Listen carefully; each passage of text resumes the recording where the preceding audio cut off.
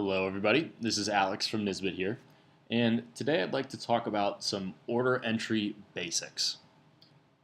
Let's head on over to BisTrack and open up the home page here. And the first thing that I want to talk about is a new operational process within Nisbet Brower that will be starting every order as a quote. Now we're going to be doing this for a couple of reasons, namely to keep the litany of open orders that are open at any given time at a minimum, and also because quotes will now automatically price your order. So there's no need to bust out the calculator anymore. The quote will do it all by itself. So let's open up a new quote here by selecting the quote button. And it's going to bring up this new quote window.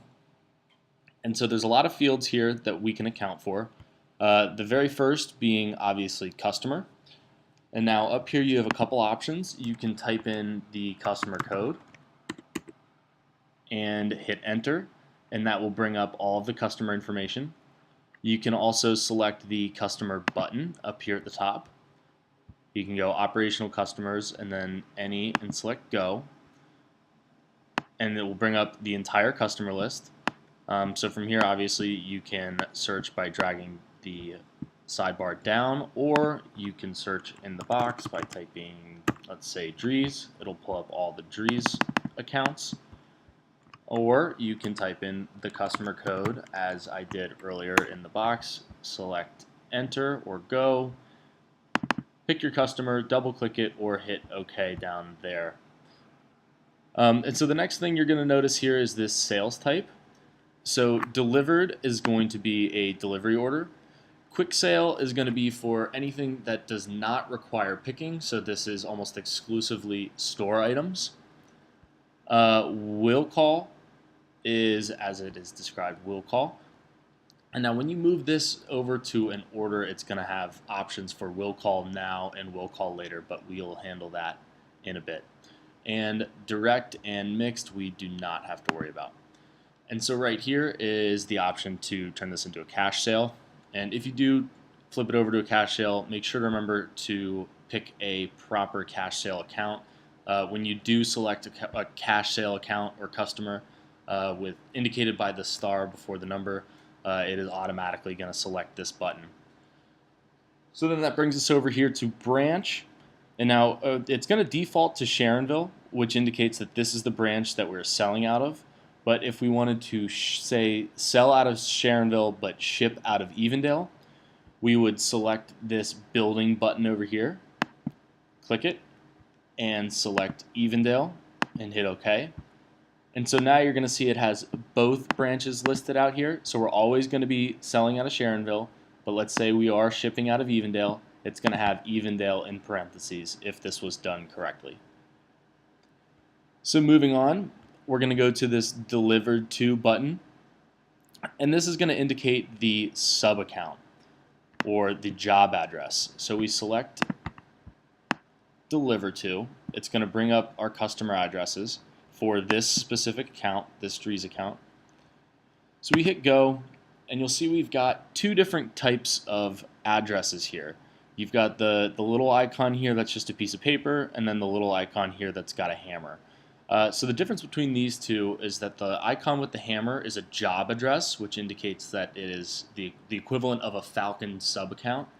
And this paper address here is just the customer address. And so for these orders or for quotes or orders, it's going to require that you select a job address or a sub account. So you will need to select something that has a hammer. So let's pick this first one and hit OK. And if you want to make a new one of these, all you have to do is come over here to the new address. It's just a little piece of paper. You hit OK, or you just click on it, and then go to job address, hit OK, and it's going to give you all of these fields to fill out for a job address. And the objective here is to make sure that this is as accurate as possible, because this information is going to be used for truck routing and get directions through Google Maps. So all of these need to be accurate. Any lines of communication obviously are up here, and that includes email. You've got plenty of options and notes about this job address. So when you fill all this out, if you were going to make a new one and you select OK, you have to remember that this will require approval. So your order will be parked or locked until this job address is approved, unless, of course, you're selecting one that already exists, as I have up here. If you want to get information about this particular address, you just select this button here, and it will bring up the address properties. Moving on, you've got your contact name, and you can do the same over here if you wanted to create a new one. And this one does not require any approval. Select OK. And this is just informational, as well as the contact number and contact email. All of that should be located within the job address. Now, if you wanted to make a temporary address, you can come down here to this one-time address with the little paper and the 1, select that, and this one you can add an address without approval as well. The problem with this, of course, is that it will not be saved in the system. So you won't be able to re-find this address again. This function is going to be useful mainly in the store. I wouldn't recommend switching any of the addresses temporarily on these sub-accounts or job addresses. So then moving on over here, we've got our customer reference, and the red indicates that this is a mandatory field. And what we're going to be using this for is entering the old Falcon POs or order numbers. The reason we're doing this is because this is a searchable field. So if for at least the first few months after go live, we're going to need to find and reference Falcon orders. And so you are going to, when you're writing up an order that was in Falcon and you're putting it into BisTrack, you're going to need that Falcon PO number. And that is going to be put right here in the customer reference, and this will be mandatory. So then moving down, we've got our sales reps. They will be associated with a particular account. So if it's already accurate, then that's great. If not, you can change it right here. There's some extras in the system that will get taken care of before go live. This taken by will always be whoever is placing the order, and so this will be whoever's putting it in, and this is unchangeable. And so then moving on, we've got our date required. Obviously self-explanatory, this is the required date, and the expiry date on the quote. So let's say we want this quote to expire after a month. We would select the 29th, and we can create a follow-up to make sure that you remember to follow this up. You can set the date and time by selecting this button right here, and that will select the current date and time. And let's say you wanted to follow up after a week. So you would go to, what does that make it? September 6th, and that's a week. So you will get a message in your system that will say you need to follow up on this quote. Select OK. So now we're moving down to putting in some of our order lines. You'll see this says quantity and price. This is a little counterintuitive because this is actually where you're going to be entering in your product. So if you know the code off the top of your head, you can type it in here and hit enter. So then it'll ask for the quantity. Let's say we want 3. Hit enter. It'll move over to the price. Again, it's automatically calculated. Hit enter, and that will put it on the order here. The other options that we have are quick entry. Also a little counterintuitive because it does take longer than the quantity and price button. And so quick entry, you can come over here. You can type in the code if you want and hit enter, or you can hit add if you're searching for a product. Let's say we want to just throw one of these on. Okay, so the prices will calculate automatically. Hit OK. And that will add that onto the order. But for now, let's stick with quantity and price. There's really never any need to do quantity only, so just stick with quantity and price. And now let's say we want to add one of those special order SKUs to this quote. You're going to have the list of special order generative SKUs.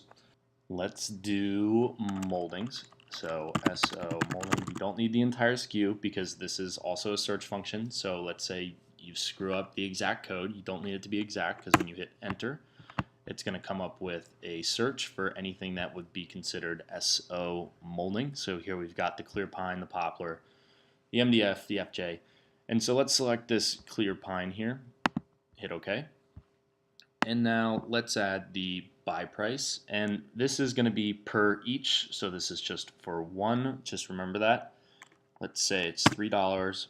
You don't need to add a sell price because, as I mentioned before, these quotes, in orders for that matter, will price these out automatically. So that is for stock and for special order. So hit next, finish, and it's going to add the calculated special price on. You'll hit OK, and that will add that order line to this quote. So additional information you might want to know for setting up a quote, and this basically applies to orders or call-offs or templates as well because they have a very similar layout. You've got the option here to section some of this stuff off. So let's say I want to make a section. That's this button right here. Let's say everything's going on the first floor. So that'll add that here to the end. To move it up to the top, let's move with the arrows. And let's say the special order is not on there, so let's section. It'll say section end, and you can add the subtotal if you want, and then select OK. And if we're going to move it up above that special order here, we would simply click the up arrow. So now this is our first floor section. Additionally, we can add notes here, F9, any special instructions. Let's say go to garage, something like that. You can add any of those, and notes up here, header. So these notes will be customer facing, so just remember that, and these internal notes will not. So just make sure you're not saying anything bad about the customer in the header notes here. So I'm going to leave this blank and hit OK. The next option that we have is to add a text line, so this might be helpful. Let's say for this special order, I don't know what kind of molding it is, but let's say you wanted to specify special molding and hit OK. That's going to add this as a text line, obviously with no cost or any associated information, just the text line. Or let's say I wanted to delete that. So I would come down here, delete, and remove the selected line. The last thing that we're going to talk about down here is this manual line. For these manual lines, we've got a few different options here. We're mostly going to be using these for labor. So our labor SKUs are technically going to be these manual lines. Let's go down to material installation. There's a few installation MOLTs is what these are called, so manual order line types. And then you can add the associated cell and cost and select OK. That will add that onto this quote. So when we're all done with the quote setup, we're going to go up here to complete. It's going to ask for delivery charges. You're going to say no and finish. Quote 205. Do not want to print. And to find this quote, we can go into Find Documents, which is down here, and search for quote, or if it's saved up in your favorites, come up here and type in 205. And there it is, or you can just hit enter on the blank one. It'll be the most recent. And let's say we're ready to flip this over to an order. So for that, we come up here to accept, select that. We want to accept the entire quote. You have the option to accept these lines if you wanted, but let's accept the entire thing. And let's say you entered this quote about a month ago, and there's a good chance that some of the prices might have changed on this quote. You can select recalculate prices, and that will update all of the prices on the quote.